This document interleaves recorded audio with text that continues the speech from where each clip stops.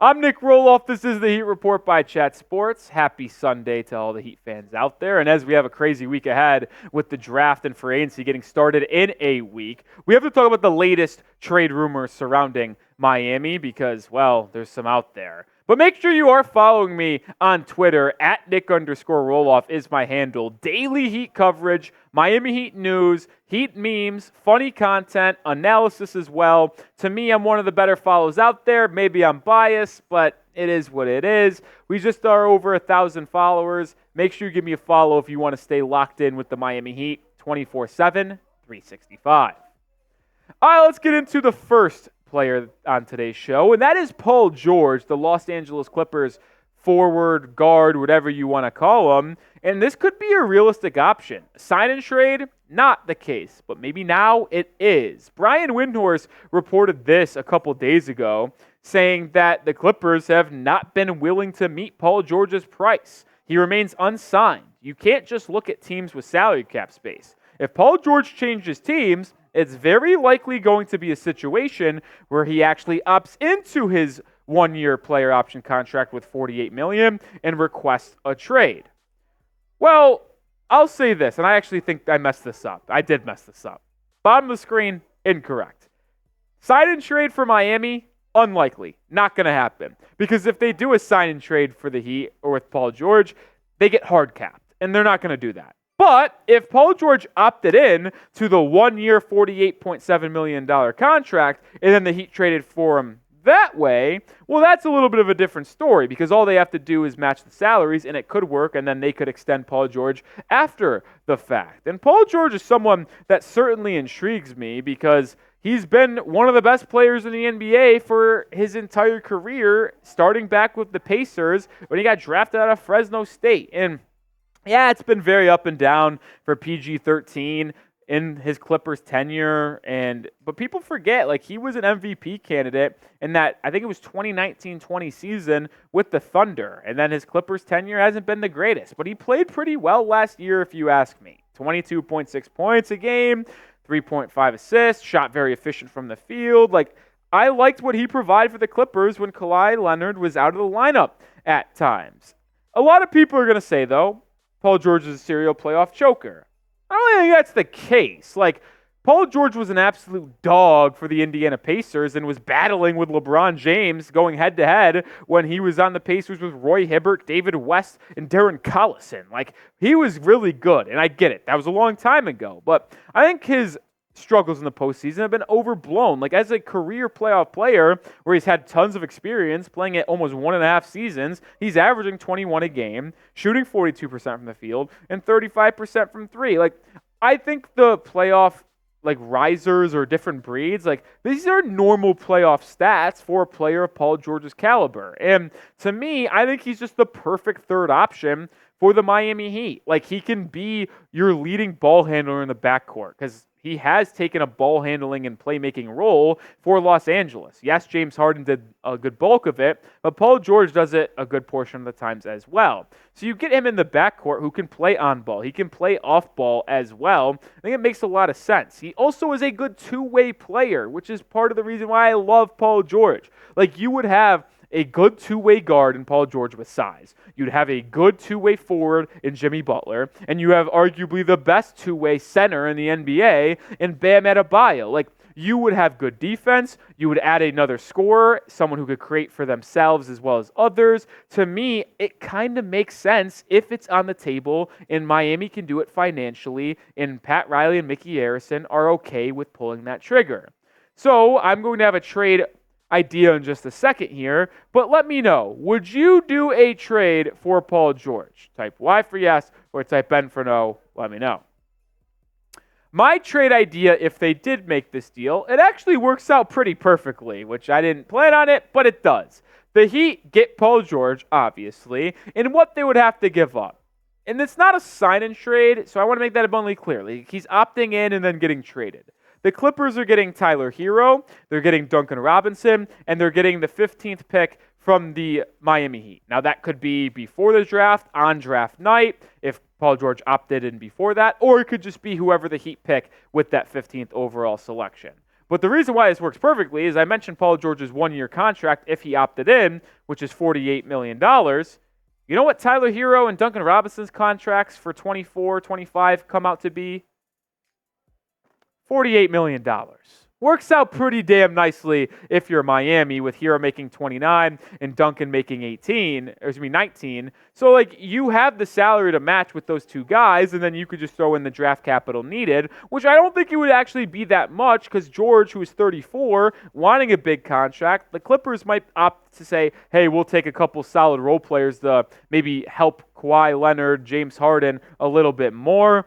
Maybe the Clippers do it, but if Paul George is requesting a trade and the market isn't crazy for PG-13, I think Miami might be able to get it done with this type of deal. Make sure you are subscribed to the channel because, well, if something like this does happen, we'll be going live and breaking down everything that happened in that specific trade, or if there's just more rumors on the matter, we'll have it, as well as the news coming throughout this week in free agency and the draft. Lock us in here at the Heat Report because we'll be the best place to find Heat content on YouTube. All right, there was another guy that we have to talk about in the thumbnail and title of today's show. Brook Lopez, the center from the Brooklyn Nets. Someone that I've always thought would be a perfect fit in Miami. Well, maybe now is the time where the Heat can trade for him. Kevin O'Connor of The Ringer reported that Brook Lopez could be on the move, saying that there are rumblings that the Bucks would like to play a more versatile style of defense next season, which raises the question of whether Brook Lopez has a future there. And he's also not the only person to say that. Brian Windhorst of ESPN said on Friday that Doc Rivers will change up this roster. They'll keep Dame, they'll keep Giannis, but they might change up the players around them. And if Brook Lopez is a casualty, bring me Brook Lopez to Miami, please and thank you. We've often talked about size that Miami needs to add, and I have agreed with you.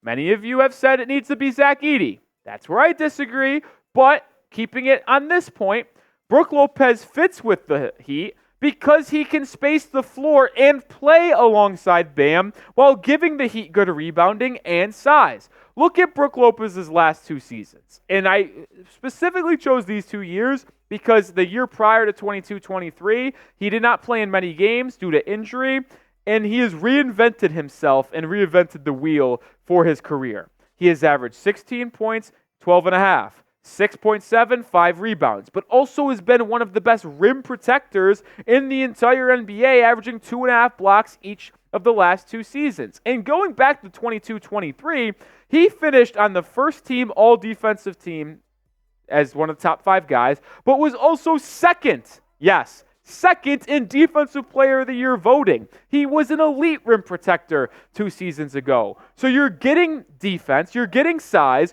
but you're also getting a three-point shooter. You saw the numbers on screen. He shot 37% and 36% from 3 on a decent amount of attempts. He has reinvented himself from his previous days with the Lakers, with the Brooklyn or New Jersey Nets, I think he was with them in New Jersey, to where the point where he is a 3-and-D spacing big. Not the most athletic, doesn't move that well, but can absolutely protect the rim and box some guys out underneath, hanging with the big fellas like a Jonas Valanciunas or Rudy Gobert. And it would allow Bam to be the versatile defender that he is, switching everything and wreaking havoc on opposing teams while playing his most natural position at the 4 and allowing him to work at the 15-foot elbow range and work on his three-point shot as well. Brook Lopez is someone, if he's available, I would be all in on doing.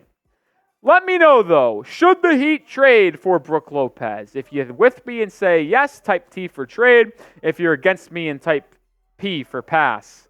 I understand he's 36, only 1 year left on his contract. I think it could be worth it, though. Now let's continue the conversation on his three-point shooting, because just a year ago, his numbers, according to league average, are spectacular. From the right corner 3-ball, he shot 47%. Which is 8% better than the league average. Right wing shot a little bit below average. It was also where he took the most amount of threes. Top of the key, just below league average once again, was above league average in left wing three-pointers, and was okay from the left corner three, but he did most of his work from the top of the key to the right side of the court. And I've already mentioned it in terms of the functional size and the versatility, and like, this is the type of size I want. I kind of already went through my whole spiel of why he works alongside Bam, so I'm not going to try to continue and double down on that. You guys heard my spiel. This is the type of size Miami needs, where they can get rim protection and rebounding, but also three-point shooting alongside Bam Adebayo. The one tricky thing is that it's kind of a tough trade, and I'll tell you why here. Brook Lopez makes $23 million. That's 1 year on his deal. He's 36. He's an older guy, so he's got 1-2 seasons left in him tops. The Heat really have no one that can match his salary unless you're sending Terry Rozier for him, which I am not. You can send Duncan Robinson, but you also have to somehow trade like Orlando Robinson to match salary because you can't take in 5 more, which is how much Brook Lopez makes more than Duncan. So you have to get creative, and maybe you do this 3-team deal where you are trading Tyler Hero and you're trading Duncan Robinson, but it's a 3-team deal where Brooklyn gets involved. The Nets have always wanted Tyler Hero. They've always liked him. So they finally get him.